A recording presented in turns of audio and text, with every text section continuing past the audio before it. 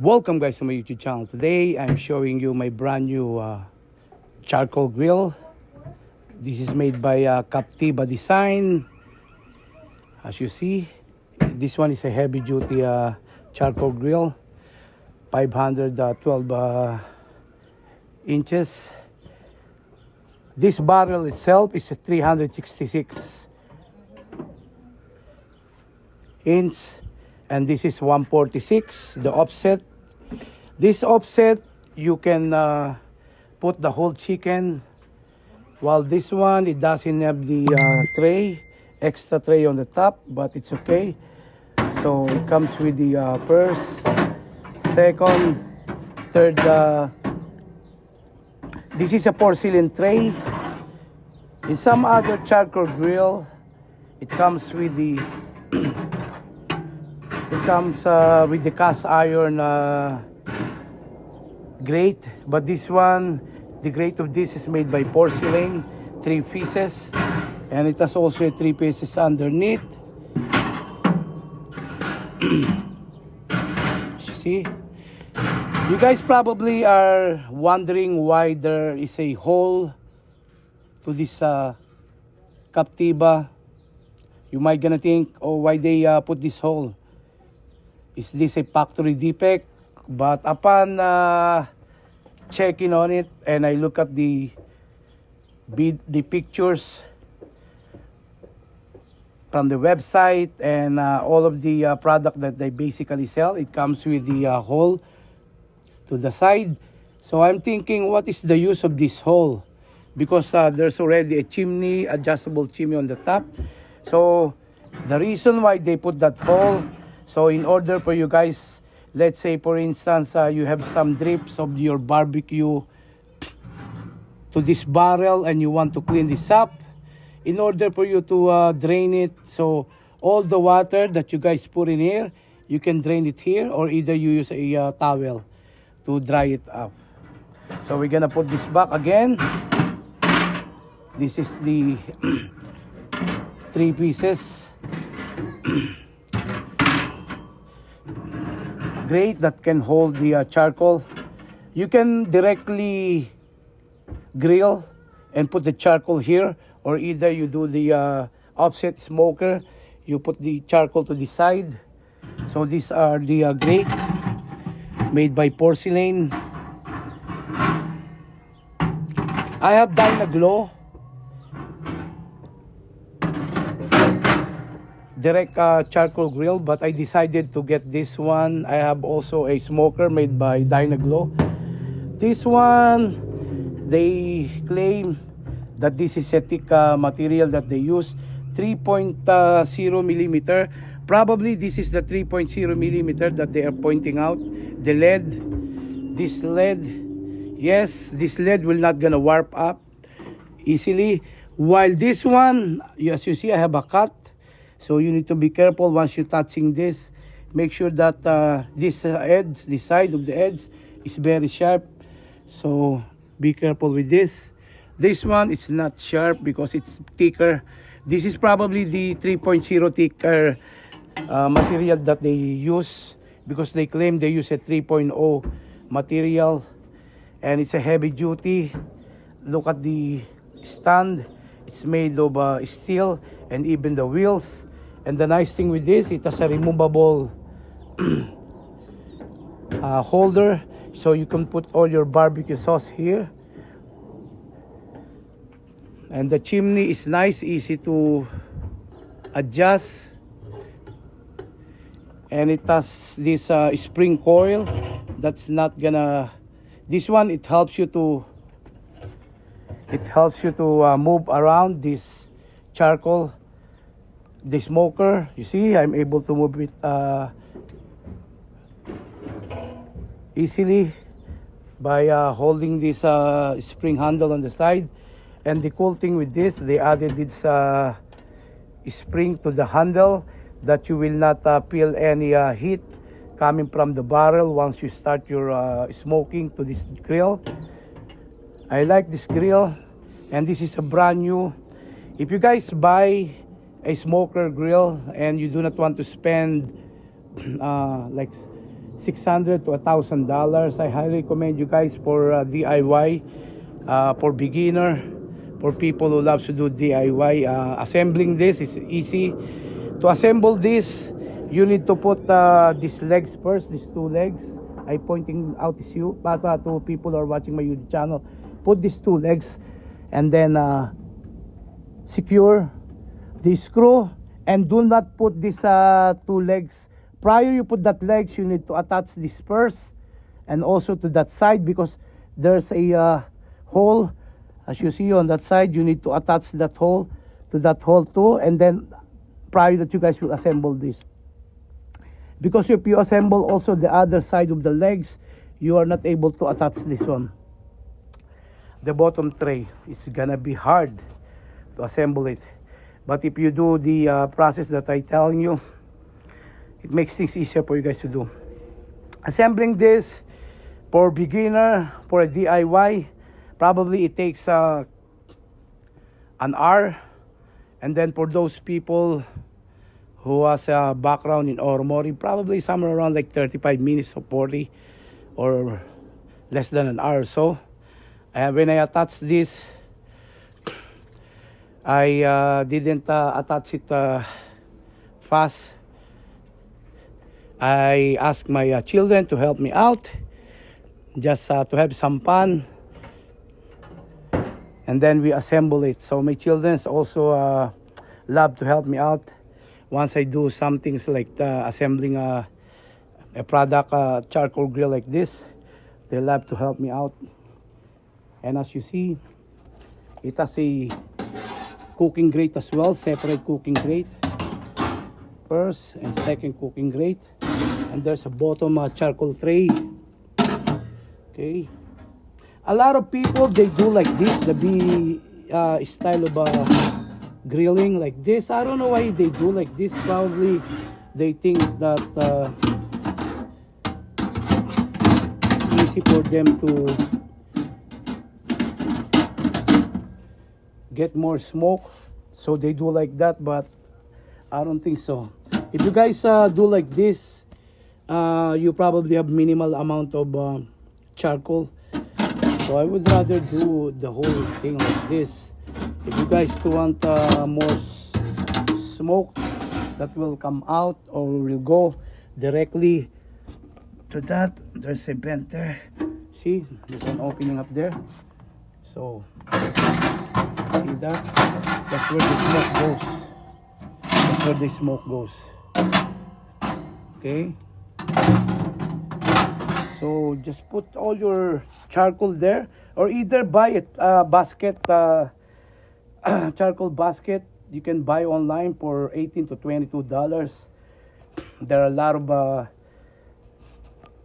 online company market that they basically sell the charcoal holder basket, and you can buy a basket if you want to, but me, I will prefer just doing like that. I basically do my grilling twice or 3 times a month, not that much like any other people, they do every week. As much as possible, I do not want to do it every week, like twice in a month. It's okay, because eating a smoked charcoal is not good for your health. That's only for fun. Once my family, we go to our side of our home, and as you see, this is my side of my home. I have a lot of plants in there.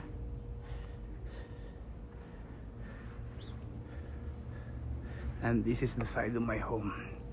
Okay.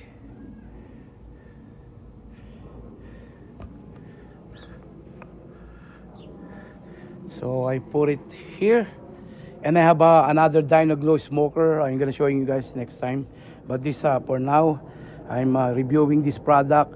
So for those people who are new and would like to have a smoker, a charcoal grill smoker, I highly recommend you guys use this. A lot of people, they buy the pellets, but pellets sometimes explode. This one you don't need to plug it into the AC outlet. This one will work without any electricity. That's only you put a charcoal and you fire out the charcoal and you drop it all the way down there and you're set to go. Close it, and there's a vent, and that's the vent to the side, so the vent can adjust to that window. You can adjust it there, so you can close, so you can open it and you can add more charcoal to that side. That's the door for this charcoal grill. It's a beautiful charcoal grill. A lot of people complain that this charcoal grill might gonna warp, but with regards to the experience that I have, similar thickness like this made by Dynaglow, this one it's not gonna warp 100% sure, because this one it's a this is the 3.0 or 3 millimeter that they claim. This is they thicken this, but this one is not thick as what you guys think. It's as you see, look at that. I don't know if you guys are able to see it. It's not thick. See, this one, the metal sheet that they use is not thick, but the way that they welded this, as you see, they overlap this compared with the other Trader Joe. I don't know what's the name of that. I think like Trader Joe, something like that. I forgot the name of the charcoal grill.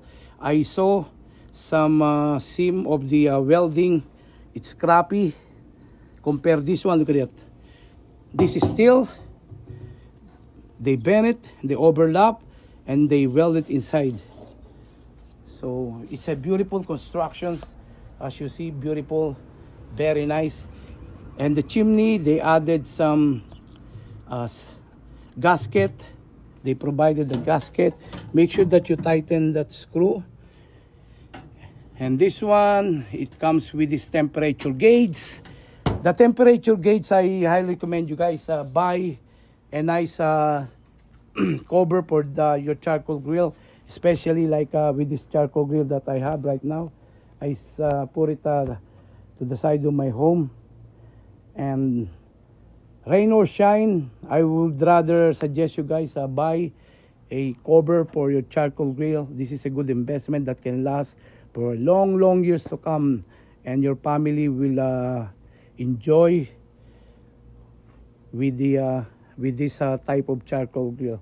I can guarantee you guys that this charcoal grill will last for a long period years to come. And for those people who love to drink beverage like alcohol or soda in barrel, so there's a corkscrew to the side and a tray, and you can put all your lugs underneath. See, very nice, very nice. I highly recommend you guys a beautiful charcoal grill. For those people who are not satisfied for the length, you can buy bigger than this. There's another one, if I'm not mistaken, it's a 912, but this one is 512.